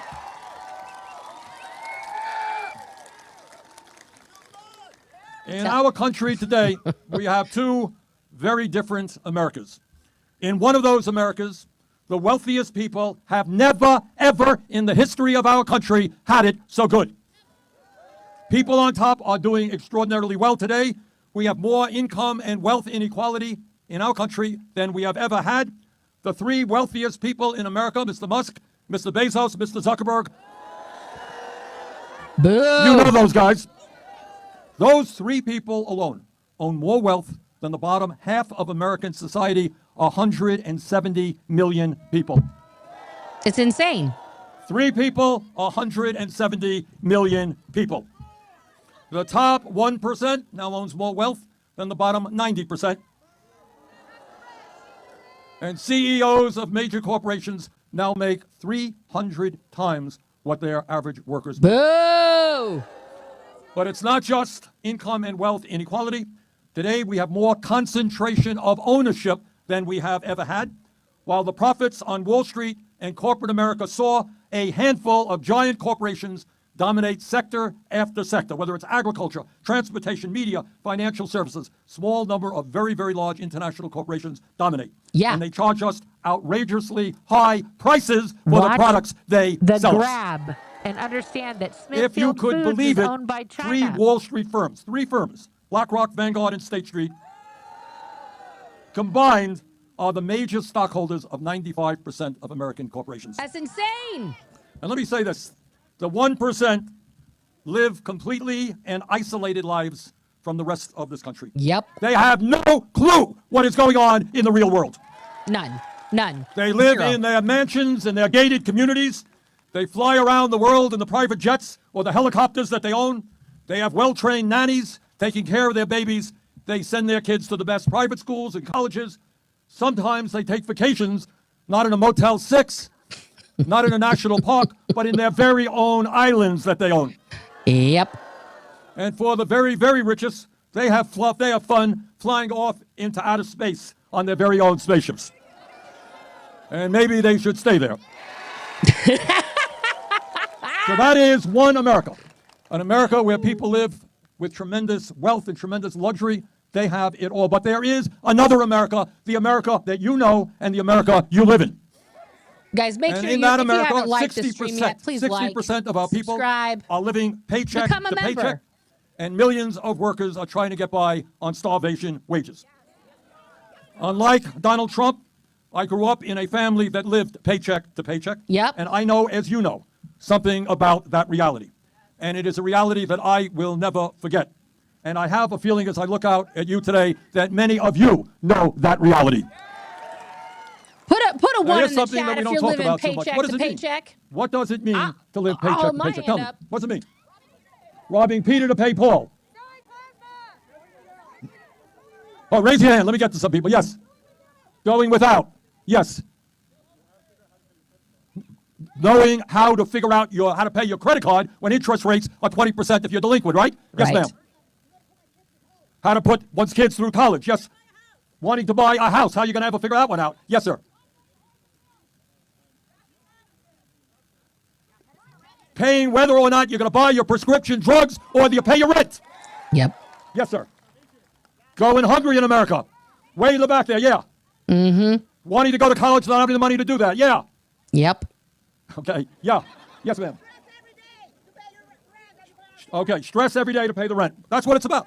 All right, we can go, look, I know we can go to everybody in the thousands here who will give me a different answer, but here is the bottom line. It means that millions of Americans worry every day, we just heard it, how they're going to pay their rent or how they're going to pay their mortgage. And as Alexandria mentioned a moment ago, all over this country, the cost of housing is soaring. So what do you do if you're living paycheck to paycheck and your landlord raises your rent 30%? You got to figure out where you're going to go. If you have a What kid, are you you got to gonna find do? another school. It is a disaster. How do you live if you're a single mom paying $20,000 a year for childcare when You you're making don't. $40,000 or $50,000 a year? People want to feed their kids well, want decent food for their kids. How do you provide decent food for kids when the prices at the grocery store are soaring? How do If you do get it? sick, your kid gets sick, your mom and your dad get sick. How do you afford to go to the doctor if you have no health insurance or you have a $10,000 a year deductible? How do you do it, guys? How do you pay your credit card bill? People have credit card bills here? And if you don't pay it, Wall Street gets 20%, 30% interest rates. Mm-hmm. People all over this country just worry about what happens if you're living paycheck to paycheck and your car breaks down. And the guy at the Yep. repair shop says it's costing $1,000 to get it fixed. Well, what happens if you don't have that $1,000? How do you get to work? And what happens if you don't get to work? You what get happens if you fired. get fired? How are you going to take care of your families? Those are the stresses that tens of millions of Americans are experiencing. Let me tell you something that is almost never, ever talked about. Here we go. In America today, our life expectancy, how long we live on average, is about 4 years shorter than people in most other wealthy countries. But what is Why is even that? more embarrassing is that working class Americans are living 7 years shorter lives than the wealthy. Jesus Christ. Why is that? Stress. Hold it. Why is that? Raise your hands. Yes, ma'am. All right, this woman hit it right on the head. The answer is stress. See? What Ah! doctors will tell you, it's not a new medical fact, is that when you live under stress every day, trying to figure out how you're going to feed your kids, how you're going to pay the rent, you know, how you deal with a boss who is not very pleasant. All right, right, dealing with Trump. All right. All of that stress has an impact on your body and Yeah. your mind. Yes. And in the richest country in the world, working class people should not have to die unnaturally young. They should be able to live long and productive lives. Amen to that, brother. The issue that we're dealing with in America now is not just income and wealth inequality, and it's not just the stress that working people are feeling. Mm-hmm. Today in America, we are the only major nation on earth that does not guarantee health care to all people as a human right. Why not? Despite spending twice as much per capita. It's not that we're not spending enough money. We're spending a fortune, $14,000 for every man, woman, and child. Despite that, 85 million Americans are uninsured or underinsured. All right, raise your hand if you have a high deductible. Ha! There it is. In America today, 60,000 people die because they don't get to a doctor on time. Got it? And the reason is, and I talk to doctors, people walk in much sicker than they should be. And they say, doctors say, well, why did you come in here when you first had felt your symptoms? Answer is, I had no health insurance or I had a high deductible. Healthcare is a human right. Yes! And together we are going to stand up and finally pass a Medicare for all single-payer program. Yes! Today, because of the greed of the pharmaceutical industry, Boo. anybody here having a hard time paying for prescription drugs? 1 out of 4 Americans can't afford to fill the prescriptions their doctors write, because in some cases we pay 10 times more for the same drugs as sold abroad. Why? There is no reason why we should pay the highest prices in the world for prescription drugs. Let us stand together and demand that Congress lower the cost of prescription drugs by at least 50%. That's what I'm saying. All over this country, we've got a housing crisis. Got a housing crisis here in Las Vegas? It's not just that we have 800,000 people who are homeless. That's bad enough. But you got 20 million people in America paying 50% of their limited incomes for housing. 800,000. We got an education crisis, child care, dysfunctional, very expensive. The workers there make low wages. Public education doesn't have enough money to attract the teachers that we need. Correct. And we just destroyed And millions the of young Department people are of struggling Education. to figure out how they are going to get a higher education. And in terms of climate change, we now embarrassingly have a president who believes that climate change is a hoax. Boo! Which means that we're going to fall further and further behind in trying to save the planet. So why is all of this stuff happening? Why are we the only country that doesn't guarantee health care? Why are the rich getting richer and working people struggling? Boy, it's a smart audience. You got it. You know, we all know, it's true in Vermont and I'm sure it's true here, we all know people who are dealing with addiction, right? Drug addiction is a horrendous problem. I think we lost 100,000 people because of drug overdoses. That's we know too people many. who are alcoholic, who need more and more to drink. We know people who can't control themselves with food or tobacco. But I will tell you that the worst addiction in this country today is the greed of the oligarchy. That's correct. They are like heroin addicts. They need more and more and more. And if they destroy Social Security and Medicaid to get what they want, that is what they will do. And right now, as Alexandria mentioned, they are in the process of dismembering the federal government and cutting programs that low-income and working families desperately need so they can give themselves over $1 trillion in huge tax breaks. Boo! And in order to get those tax breaks, they want to cut Medicaid by $880 billion. They want to 880 destroy billion. our Social Security system. Boo! At a time when 22% of seniors are trying to get by on $15,000 a year or less.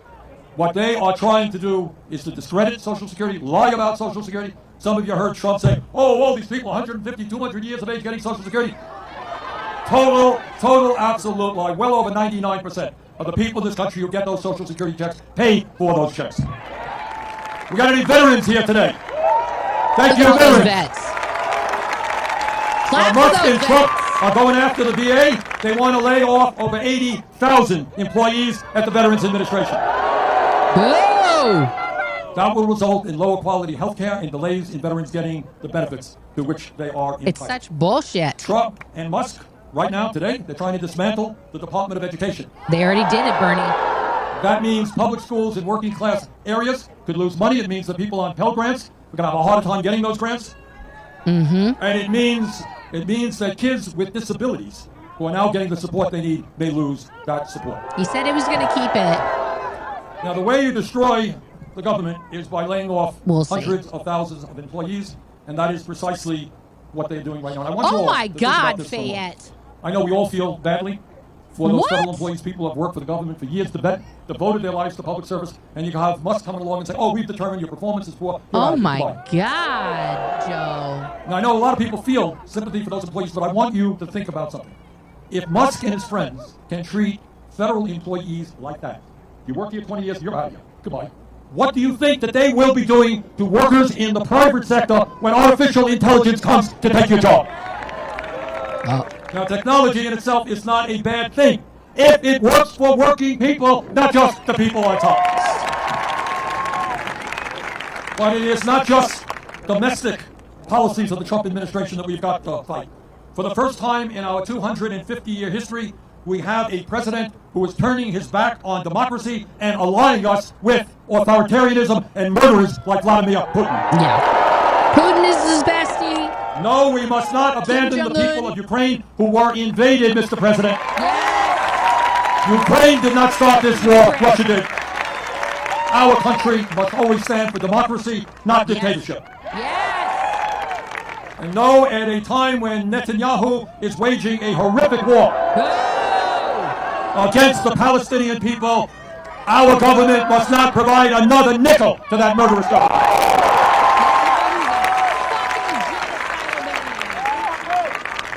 My friends, it is no great secret that our government is way out of touch with the needs of working families. I don't think anybody would deny it. You have a two-party system, both parties heavily dominated by big money interests.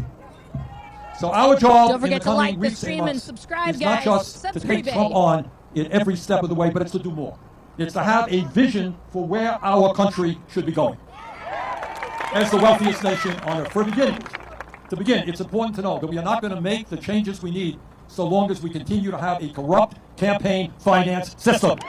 Yes! It is not democracy when Musk himself can spend $270 million to help elect Trump and then become the most powerful person in government. And there are billionaires in the Democratic Party also playing a major role. Our job is to overturn this horrendous Supreme Court decision on Citizens United and to move this country to public funding of elections, one person, one vote, not billionaires buying elections. No, we should not be giving huge tax breaks to billionaires. On the contrary, we've got to demand that they start paying their fair share of taxes. Correct. No.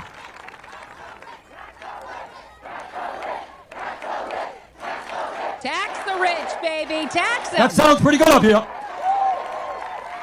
And while we're at it, we cannot maintain a federal minimum wage of $7.25 an hour. Got to raise that minimum wage to a living wage, at least $17 an hour. All over this country, workers know that if you want decent wages and benefits and working conditions, you got to join a union.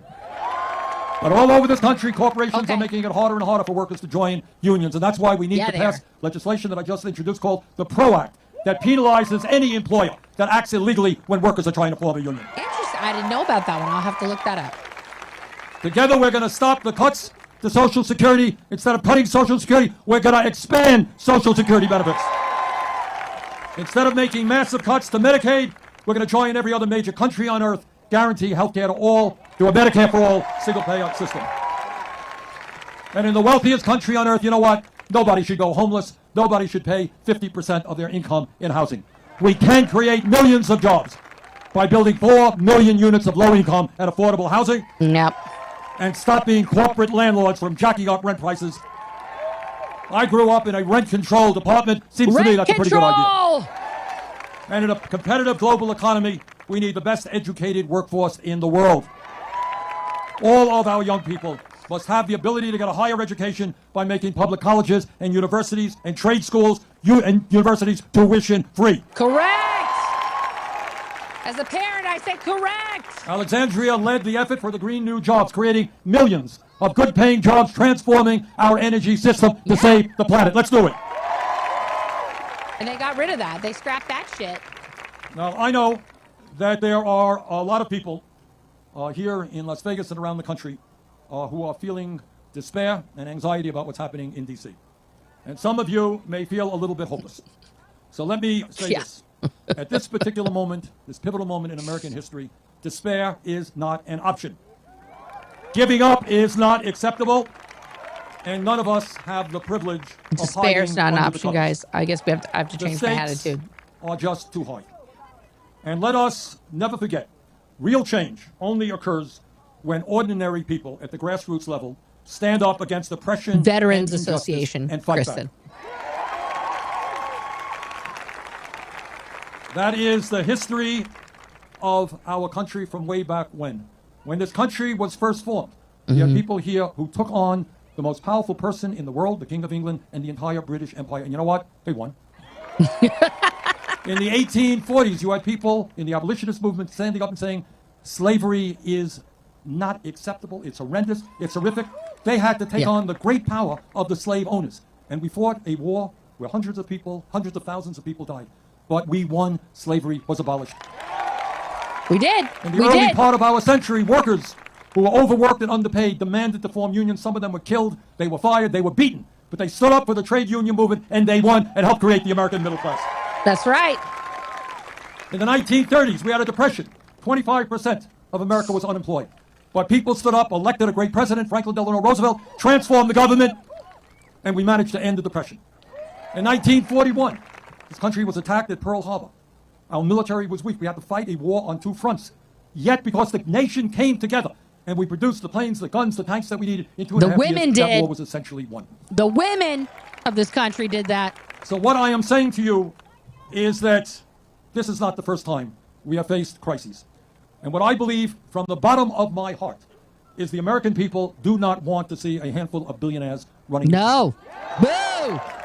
The American people understand that in democracy, we criticize each other, we have free elections, and we're not like Donald Trump, too cowardly to accept criticism.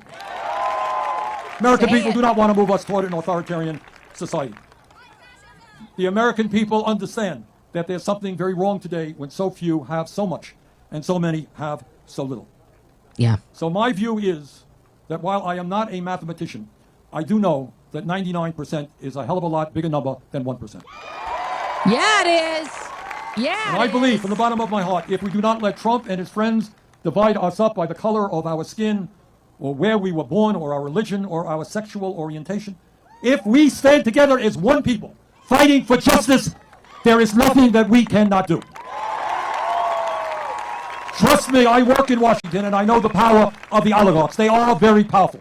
But if we stand together, I have zero doubt that we can and will defeat them, that we can transform the economics and politics of this country, and that we can have an economy and a government that works for all of us, not just the 1%. Thank you all very much. Boom!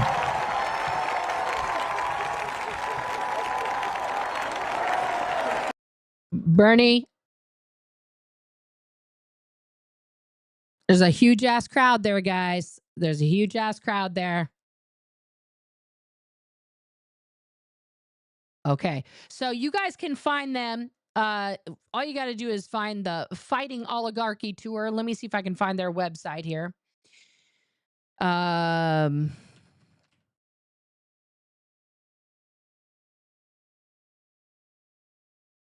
Do you guys have a website?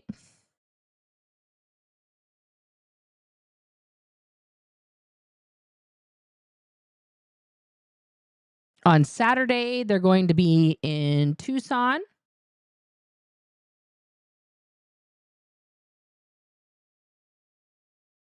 Okay, so that was today. So if you go to berniesanders.com, I'll bring it up here. We can do it, guys. We can.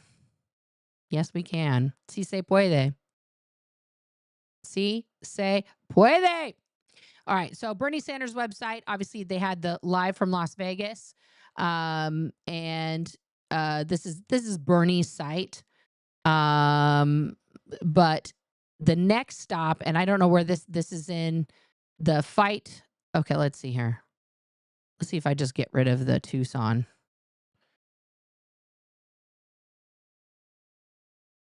Does it just give me the website?